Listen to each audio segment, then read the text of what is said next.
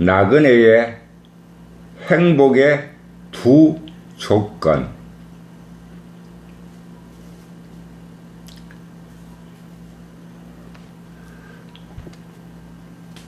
올겨울 들어 가장 춥다는 날 초저녁부터 나는 이부자리에 몸을 숨기고 음악을 듣다 말고 골아 떨어졌다. 몇 시간 뒤에 깨어 윗몸을 일으켜 세우니 이 한 점 공간을 데우고 밝히는 난로가 은은한 붉은 빛을 발하는데도 공기가 얼굴에 닿는 감촉이 싸늘하다. 습관적으로 남쪽 창틀 틈에 세워둔 휴대폰의 버튼을 눌렀다. 문자가 왔다는 표시가 있었다. 휴대폰을 이 위치에 두어야 통화는 못해도 그나마 문자를 주고 받을 수 있다. 몹시 추운데 어떻게 지내요? 목소리가 그리워 소식 전합니다. 길지 않은 문자에서 한 단어에 눈길이 쏠리는 순간 피식 웃었다. 상대는 내가 그립다고 하지 않고 내 목소리가 그립다고 한 것이다. 목소리로 먹고 사는 사람들처럼 매력적이지 않는 내 목소리를 그리워한다는 상대의 재치에 웃음이 절로 나왔다. 소식 전한다는 말도 틀린 게 아니다. 상대에게서 연락이 온 것이 꽤 오랜만이다. 지난 초가을 이후의 일이다. 그 즈음에 상대는 내 목소리가 아닌 나를 노골적으로 그리워함을 나타냈다.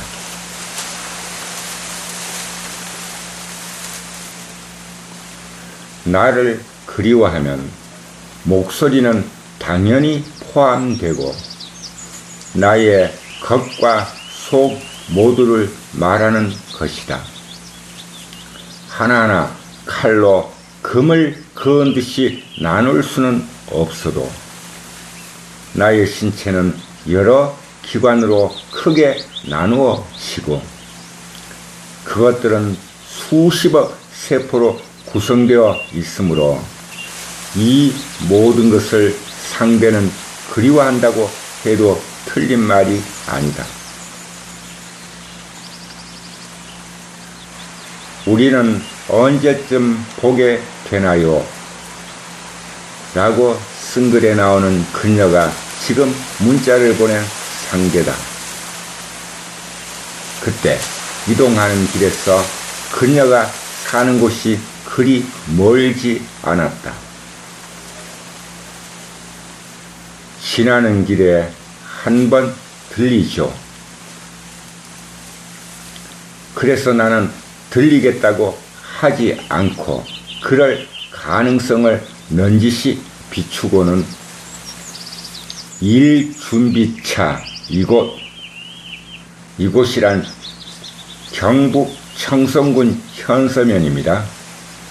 이곳에 일찌감치 와버렸고 그 후 연락이 끊겼다. 약속은 아니었어도 한 번 간다는 말을 실천하지 못했어. 그녀가 셀쭉하거나 삐친 것이라 생각은 들지 않았지만 한두 달 연락이 오지 않는 것이 외려 잘 지내고 있을 것이라는 생각을 했다. 이 추운 날 어디서 지내요? 상대는 내가 있는 곳이 궁금한 모양이다. 산속입니다. 라고 댓글을 보냈다. 산속이라면 혹 컨테이너? 말을 잘라 그녀가 다시 물었다. 그보다 열악합니다. 문자를 읽고자 대충 내가 말했다. 그런 곳에서 지금 이 순간 뭘 하세요? 추측의 한계를 느낀 상대가 말을 전환했다. 살령이 놀라 자빠질 정도로 행복하게 음악 들어요. 실제 기분대로 나는 말했다. 그 말은 실수가 아니었다.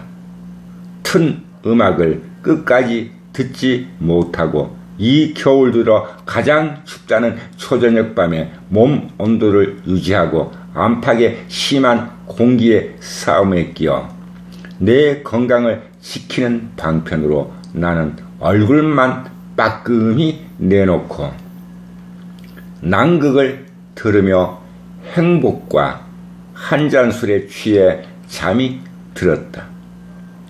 2시간도 지속하지 못한 수면 중에 꿈을 꾸었으나 줄거리는 생각나지 않고 박살난 유리의 파편처럼 한두 조각의 이미지가 떠오를 뿐이다.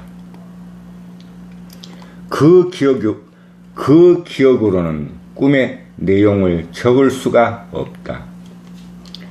남은 겨울의 끝자락, 심지어 초봄에도 이곳에는 눈이 펑펑 내리기도 하고 기온이 많이 떨어지므로 오늘의 추위는 그에 비하면 별것 아니다. 추운 겨울밤에 하필이면 봄을 연상하거나 따뜻한 곳이 생각나는 음악을 고르지 않고 낭극을 택한 것은 추운 밤에 추운 극지방을 묘사한 음악을 들으며 추위를 이길 마음다짐을 한다는 생각에서였다. 서양 음악의 표제에 북극이 들어가는 것이 내 음악에는 없고 그런 것이 없는 걸로 알고 있다. 그러나 낭극은 있다.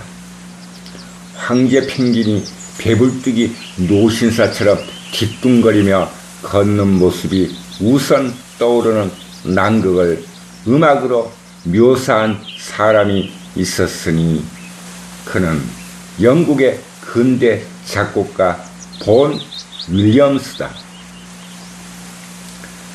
그는 베토벤의 완성곡처럼 9곡을 남겼다. 베토벤에 도전하거나 의식하여 교향곡을 9곡 남긴 사람이 많은데 본 윌리엄스도 그에 들어간다. 그의 제7번 교향곡에 낭극이란 부제가 붙었고 자신의 의도였다. 제1악장은 도입부부터 낭극의 메스온 바람을 묘사하고 이어 신비한 여성 보컬이 우주의 예술인 아름다운 오로라를 묘사하는 듯한 장면이 지나면 쿵쿵 팀파니와 북이 마치 가죽이 찢어질 듯 큰 소리를 울리는데 빙산이 갈라지는 경이로운 극지방을 묘사한 부분으로 거기까지는 또렷하게 들은 기억이 난다. 그 후는 도무지 생각이 나지 않으므로 채 1악장을 다 듣지 못하고 초저녁 잠에 들었다가 오후 9시가 못되어 끼어 상대의 문자를 본 것이다. 음악을 들으며 행복한 내 말에 상대의 말이 바로 이어지지 않았다. 말은 즉 문자다. 한참 뜸들이고 나서 상대에게서 연락이 왔다. 아는 게 없어 물어볼 수도 없고 질문하려 해도 글이 짧아요. 뜸들이면서 상대는 무슨 생각을 한 걸까? 나는 한 번도 상대에게 음악 이야기를 하지 않았다. 그녀가 음악이 좋다거나 그와 관련한 말을 한 적이 없었기 때문이다. 제가 좋아하는 사람들이 행복을 듬뿍 누리는 게 제 행복이에요. 답글을 보내지 않고 나도 뜸들이며 상대가 무슨 생각을 했을까 생각하는데 그녀의 마지막 문자가 왔고 더는 답글을 보내지 않았다. 그리고 본 윌리엄스의 교향곡 난극을 수목정령이 기절 초풍할 정도로 크게 틀어놓고 이불에 또 쏙 들어가 처음부터 음악을 놓치지 않고 따라가려고 귀를 기울였다. 음악 여행을 하면서도 머릿속에는 상대에게 말한 음악을 들으며 행복합니다 란 말에 오류가 없는지 점검한다. 곰곰이 생각해도 내 생각에 결함이 없는 것 같다. 상대에게 말한 전기만 있고 사람이 없으면 이런 말을 했으므로 이것과 연관지어 음악을 듣는 것으로 행복을 누리는 것에는 분명히 결함이 없다. 왜냐하면 나는 음악을 크게 듣는 편이고 그렇게 하려면 반드시 전기가 있어야 하고 남에게 소리 공해를 주지 않으려면 사람이 가까이 없는 곳이어야 음악을 마음껏 크게 들을 수 있기 때문이고 그것이 이 한 점에서는 가능하다. 행복이란 것도 단계와 수준 등 여럿으로 나눌 수 있지만 단어 자체에 국한하여 두 조건만 있으면 적어도 나는 행복을 까다롭게 나누지 않고 행복하다. 둘은 바로 전기만 있고 사람이 없으면 이다. 언뜻 생각하면 두 조건이 평범하여 아무 곳에서 가능할 것 같지만 그렇지 않다는 것을 나는 나그네로 떠돌며 알았다. 전기가 있는 곳은 의뢰 사람이 가까이 있기 마련이고 어쩌다 사람이 살지 않는 산속 폐가 따위를 발견하면 거기엔 전기가 없었다. 지난 여름 더위를 피한 봉화 상계 서원도 불충분 조건이었다. 전기와 사람 둘 다 있었으므로 지금 이곳처럼 크게 음악을 들을 수 없었다. 마을이 가까웠기 때문이다. 행복이란 이렇듯 별난 면도 있다. 이 추운 겨울밤 극지방을 상상으로 음악 여행하며 전기는 있고 사람이 없으므로 나는 행복하다라는 생각이 자꾸 드는 것은 나의 행복의 두 조건이 갖추어졌기에 가능하다. 이 한 점에서 행복의 두 조건이 무너지지 않기를 바라는데 한 가지는 불변이나 다른 하나가 변수로 곧 사람이다. 누구도 나의 행복의 두 조건을 깨뜨리지 않도록 나는 안간 힘으로 인간 혐오증을 요즘 한층 드높인다. 그 병행 처방으로 쓰는 것은 그리움이란 놈을 내면에서 싹 쓸어내는 것이다. 2010년 12월 20일 경북 청송 현서 이 한 점에서 모든 것으로부터 자유인 무학, 낭독, 글 쓴 사람과 같음 들어주셔서 고맙습니다. 이 뒤에 붙임말이 붙어 있는데요. 이것도 한번 읽어보겠습니다. 이 일기를 쓴 것은 2010년 12월 20일이었고요.